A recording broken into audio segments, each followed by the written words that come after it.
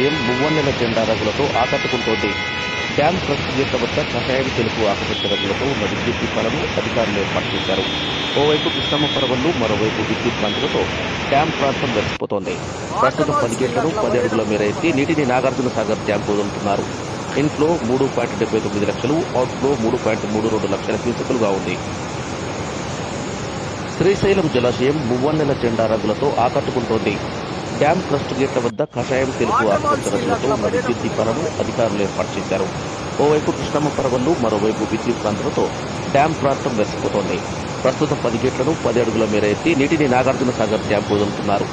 Inflow 3.79 లక్షలు, outflow 3.32 లక్షల క్యూసెక్కులుగా ఉంది.